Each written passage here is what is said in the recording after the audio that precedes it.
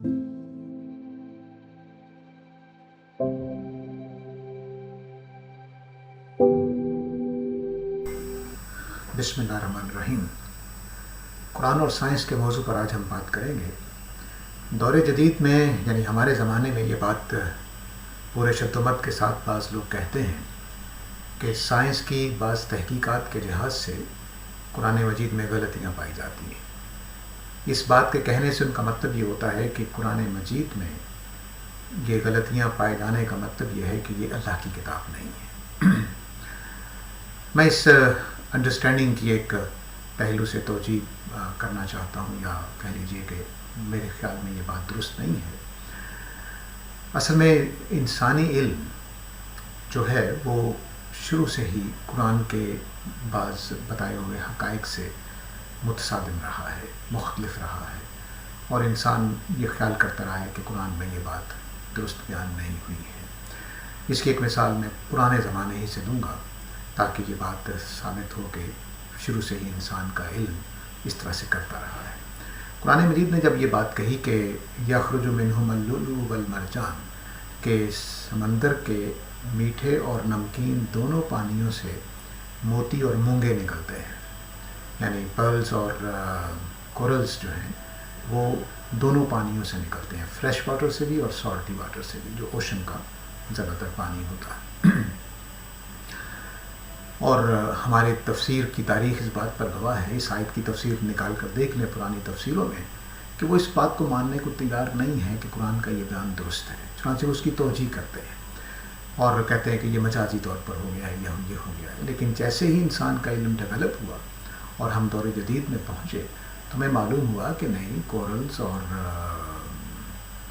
जो पर्ल्स हैं वो फ्रेश वाटर में भी होते हैं, अगरचे ज़्यादातर सॉल्टी वाटर में होते हैं।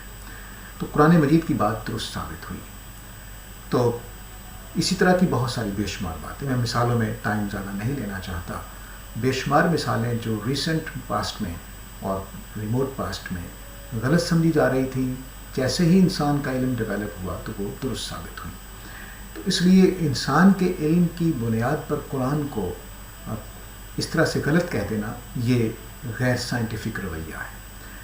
और मैं जो बात कहना चाह रहा हूँ वो लॉजिकल और साइंटिफिक है कि जब तक मेरा पूरा इल्म कामिल नहीं हो जाता मैं किसी किताब की गलती कैसे निकाल सकता हूँ। मसलन मैं इसमें साइंसदानों ही की मिसाल दूंगा ताकि आपको ये मालूम हो कि ये साइंटिफिक रवैया है। मसलन एवोल्यूशन थ्योरी जो है उसके ऊपर हम जब उनसे सवाल करते हैं कि आप लोगों की थ्योरी बिल्कुल ठीक है, दुरुस्त होगी, लेकिन आपके पास तो पूरा सबूत मौजूद नहीं है। मसलन जो मिसिंग लिंक्स हैं उनके लिए आपके पास ना कोई फॉसिल्स मौजूद हैं, ना वो कोई लिविंग क्रिएचर्स मौजूद हैं जो ये बताएं कि एक स्पीशीज़ से दूसरी स्पीशीज़ के दरमियान कन्वर्जन में ये स्पीशीज़ पैदा होती रही हैं। मसलन एप और इंसान के दरमियान जितनी भी स्टेजेस में कुछ स्पीशीज़ होंगी उसके फॉसिल्स हमारे पास नहीं हैं और वो एनिमल्स भी मौजूद नहीं हैं। तो वो आपको एक तसल्ली के लिए कहते हैं कि बहुत सारे फॉसिल्स पास्ट में हमें मिल गए हैं और बहुत सारी हमारी चीज़ें साबित हुई हैं, तो अनकरीब और भी मिल जाएंगी, तो उस वक्त हम आपको साबित कर देंगे कि भाई देखिए। तो ठीक इसी तरह मैं ये कह रहा हूँ कि हमारा इंसानों का इल्म कामिल सतह तक नहीं पहुँचा हुआ, तो जैसे ही हम कामिल सतह तक पहुँचेंगे तो कुरान की बातें जैसे पास्ट में साबित होती रही हैं वो इंशाल्लाह फ्यूचर में भी साबित होंगी। मसलन आजकल एक मिसाल दी जाती है कि हज़रत नूह अलैहिस्सलाम की उम्र 950 साल कुरान बताता है, तो आज की DNA की स्टडी ये बताती है कि ऐसा पॉसिबल नहीं है। तो मैं सिर्फ इतनी बात ये अर्ज़ करूँगा कि साइंसदानों के असूल पर ही, कि अभी फॉसिल्स नहीं मिले, उसी असूल पर ही मैं ये बात अर्ज़ करूँगा कि कुरान मजीद की ये बात कि हज़रत नूह 950 साल तक जीते रहे, क्या हम तमाम साइंसदानों ने माजी के तमाम इंसानों की DNA निकाल कर उनकी स्टडी कर ली है?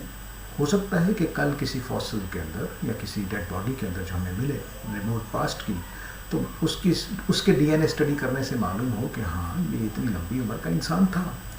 तो ये हमें कुछ मालूम नहीं है कि हम DNA की पूरी स्टडी कर चुके हैं, पूरी तमाम जितने डेड बॉडीज़ पुराने जितने भी रिमोट दौर में इंसान दुनिया से रुखसत हुए उन सब की स्टडी कर चुके हैं। हमारा इल्म अभी इतना नहीं है। تو اس لیے انتظار کرنا چاہیے اس ٹائم کا کہ جب یہ بات قرآن کی ثابت ہو جائے گی کہ یہ بھی سچائی ہے، درست ہے۔ دوسری بات جو میں اصولی طور پر عرض کرنا چاہتا ہوں وہ یہ ہے کہ قرآن مجید سائنس کی کتاب نہیں ہے۔ یہ بنیادی اصول ہے، لیکن میں نے اس کو دوسرے نمبر پہ اس لیے بیان کیا ہے تاکہ پہلے میں یہ بتا دوں کہ قرآن مجید کے ساتھ انسانی علم کا یہ ٹکراؤ رہا ہے، اور انسانی علم جیسے ڈیولپ ہوا ہے قرآن کی حقانیت ہی ثابت ہوئی ہے، تو انشاءاللہ آگے بھی قرآن کی حقانیت ثابت ہوگی۔ یا تو ماضی میں ہمارا غلط ثابت ہوا ہوتا، ایسا نہیں ہے۔ تو انشاءاللہ یہ بھی چیزیں جیسے ہی ہمارا علم ڈیولپ کرے گا تو ثابت ہو جائیں گے۔ دوسرا اصول جو ہے وہ یہ ہے کہ قرآن مجید سائنس کی کتاب نہیں ہے، بلکہ اس نے اپنا تعارف جو کروایا ہے وہ یہ کہ ہدی للمتقین، یہ ہدایت کے لیے آئی ہے۔ ہدایت کے لیے لکھی ہوئی کتاب اور سائنس کے لیے لکھی ہوئی کتاب کے اسلوب میں، بیان میں، ڈسکرپشن میں فرق ہوگا۔ تو اس لیے قرآن مجید کو اس معنی میں نہیں لینا چاہیے کہ یہ کوئی سائنٹیفک چیزوں کو سائنٹیفک طریقے سے بیان کرتی ہے۔ اس کو میں ایک اور مثال سے سمجھاؤں گا، پھر میں واپس اس بات کی طرف آتا ہوں کہ مثلا قرآن مجید نے تاریخ کو بھی استعمال کیا ہے، لیکن وہ بھی ہدایت کے لیے۔ تو قرآن مجید کیا کرتا ہے کہ اپنی ہدایت، اپنے مقدمے، اپنی بات، اپنے مدعے کو ثابت کرنے کے لیے تاریخ سے مثال لے کر آتے ہیں۔ تو مثلا اللہ تعالیٰ نے بتایا ہے کہ میں نے رسولوں کی انکار کرنے والوں پر عذاب بھیجا، تو وہ عذاب کی پہلو سے حضرت نوح کا ذکر کر دے گا، حضرت لوط کا ذکر کر دے گا، حضرت صالح کا ذکر کر دے گا، ہود اور شعیب کا ذکر کر دے گا، لیکن صرف عذاب کے پہلو سے۔ جہاں اس نے بتانا ہے کہ میرے رسولوں نے یہ معجزات کیے اور میں نے اس کی سپورٹ کی، تو وہ معجزات کا ذکر کر دے گا۔ جہاں اس نے یہ بتانا ہے کہ رسولوں نے یہ بات کہی، تو وہ ان کی توحید کے بیانات یا دعوت کی بیانات بیان کر دے گا۔ تو تاریخ کے واقعات وہ تاریخ کے طور پر بیان نہیں کرتا۔ مثلا حضرت ہود آئیں گے، پہلی دفعہ قرآن میں ذکر آئے تو وہ یہ نہیں بتائے گا کس علاقے میں پیدا ہوئے، کون سی قوم تھی، کیا نہیں، بس وہ جو مانی ہوئی بات ہے اسی کے لحاظ سے اپنی بات کرے گا، اور صرف اتنی بات جتنی وہاں بطور دلیل یا بطور مثال چاہیے ہوتی ہے وہ پیش کر دے گا۔ ٹھیک ایسا ہی قرآن مجید نے اسلوب اختیار کیا ہے مظاہر فطرت کے بارے میں، یعنی کائنات جو ہم باہر کی دنیا دیکھتے ہیں اس کے جو بھی مشاہدات ہیں، اس کے اندر سے جو چیزیں قرآن بیان کرتا ہے تو وہ بھی اسی اصول پر بیان کرتا ہے۔ قرآن مجید اس کو سائنٹیفک فینومینا کے طور پر سمجھانے کے لیے نہیں، یا کوئی سائنسی پروسیس سمجھانے کے لیے نہیں، بلکہ اپنی بات، اپنے مدعا کو ثبوت دینے کے لیے یا مثال دینے کے لیے پیش کرتا ہے۔ مثلا قرآن مجید خدا کی قدرت جب بتاتا ہے کہ اللہ نے یہ سارا کچھ تخلیق کیا ہے اور اس قدرت کے ساتھ تخلیق کیا ہے، تو وہ آپ کو بتائے گا کہ اس نے زمین آسمان بنائے، اس نے 7 آسمان بنا ڈالے، 7 زمینیں بنا ڈالیں، گویا 7 کائناتیں بنا دیں، اور ابھی ہمارا علم جہاں تک نہیں پہنچا کہ 7 کائناتیں ہیں یا نہیں ہیں، لیکن اس نے بتا دیا ہمیں کہ میری قدرت اتنی ہے۔ وہ بتاتا ہے کہ میں مٹی لیتا ہوں، بے جان، بے روح، بے سوچ، عقل کوئی نہیں ہے، اس سے ایک مخلوق بنا دیتا ہوں انسان جیسی، جو سوچنے والی ہے، شعور رکھنے والی ہے، رشتہ داری کا احساس رکھنے والی ہے۔ تو یہ خدا تعالیٰ اپنی قدرت بتاتا ہے۔ اسی طرح کہیں اللہ تعالیٰ توحید کے لیے مظاہر قدرت کو بیان کر دیتا ہے۔ مثلا اللہ تعالیٰ کہتا ہے کہ میں آب و ہوا کے ذریعے سے پانی اٹھاتا ہوں اور مختلف علاقوں میں لے جاتا ہوں، وہاں بارش برساتا ہوں، مردہ زمین زندہ ہو جاتی ہے، پودے اگ پڑتے ہیں، چوپائے کھاتے ہیں، جانور کھاتے ہیں، تم کھاتے ہو۔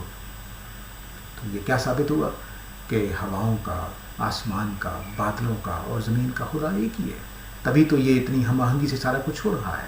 تو خدا توحید کے ثبوت کے لیے۔ اسی طرح اللہ تعالیٰ کہیں یہ بتانا چاہیں کہ مظاہر فطرت کو بیان کر کے کہ میں تمہیں دوبارہ مر جانے کے بعد زندہ کر سکتا ہوں، تو بتاتا ہے کہ کیا میں نے تمہیں مردہ مٹی سے پیدا نہیں کیا؟ کیا میں مردہ سے زندہ چیزیں نہیں نکالتا ہوں؟ تو تمہیں دوبارہ مرنے کے بعد نکالنا میرے لیے، پیدا کرنا کون سا مشکل ہے؟ پھر وہ کہتا ہے کہ میں نے پانی کی ایک حقیر بوند سے تمہیں پیدا کیا اور جیتا جاگتا انسان بنا دیا، تو کل قیامت والے دن بھی میرے لیے کوئی مشکل نہیں ہوگا کہ میں تم مردہ وجود کے اندر زندگی ڈال دوں۔ اور پھر کہیں وہ یہ کہتا ہے کہ تم یہ سمجھتے ہو کہ بس ویسے ہی چھوڑ دیے جاؤ گے؟ کیا میں نے تمہیں پانی کی ایک بوند سے پیدا نہیں کیا؟ کیا پھر اس اسٹیج سے نہیں گزارا، پھر اس اسٹیج سے نہیں گزارا، پھر تم یہ بنے، پھر تم یہ بنے، پھر تم یہ بنے، اور پھر بچے کی طرح دنیا میں آ گئے؟ تو کیا تم یہ سمجھتے ہو کہ اتنا سارا کچھ ایسے ہی ہو گیا ہے، اچانک ہو گیا ہے؟ ایسا نہیں ہے۔ تو میں نے تمہیں پوری توجہ کے ساتھ پیدا کیا ہے، اور میں کل قیامت والے دن تم سے پوچھوں گا کہ تم نے حق کے مطابق زندگی بسر کی تھی یا نہیں کی تھی۔ تو یہ قرآن مجید کا وہ سمجھ لیجئے کہ مثالیں ہیں، استدلال کا طریقہ ہے. تو سائنسی طریقے سے جب بات بیان کروں گا تو مثلا میں ایک مثال سے بات ختم کرتا ہوں کہ میں نے اپنے بیٹے کو سمجھانا ہے کہ باپ کی قدر کرو، تو میں اسے کہوں گا کہ بھئی تمہارے باپ نے تمہیں پیدا کیا ہے، پالا پوسا ہے، تم شرم کرو، اس کی عزت احترام کرو. تو میں کوئی بایولوجیکل گفتگو نہیں کر رہا کہ پیدا کیا میں نے تمہیں، بلکہ میں اسے ایک واقعے کی طرف اشارہ کر رہا ہوں کہ تم میرے گھر پیدا ہوئے اور میں نے تمہیں پالا پوسا ہے. بس میں اس پہلو سے بیان کر رہا ہوں. لیکن پیدائش کا عمل جب میں بایولوجی میں لکھوں گا تو اور طریقے سے لکھوں گا. تو اس طرح سے قرآن مجید ایک ہدایت کی کتاب ہے جس میں جو مظاہر قدرت ہیں ان کو صرف بطور مثال، بطور دلیل پیش کیا گیا ہے. وہ سائنسی بیانات نہیں ہیں. لیکن اس کے باوجود میں پہلے اصول کو دوبارہ یہاں دہرانا چاہوں گا کہ جیسے ہی انسانوں کا علم نقص اپنا دور کرتا چلا جائے گا تو قرآن کی بات کی حقانیت ثابت ہوتی چلی جائے گی. آج تک کی تاریخ یہی ہے، جیسے جیسے انسان کا علم ڈیولپ ہوا ہے قرآن کی حقانیت ثابت ہوئی ہے. تو انشاءاللہ فیوچر میں بھی مجھے پورا یقین ہے کہ ایسا ہی ہوگا. لیکن بہرحال فاسلز کی تلاش تک، ڈی این اے کی پوری اسٹڈی تک ہمیں اس کا انتظار کرنا ہے کہ قرآن کی بات ثابت ہوتی ہے یا نہیں ثابت ہوتی ہے. تو اس کے ساتھ اجازت چاہتا ہوں. خدا حافظ.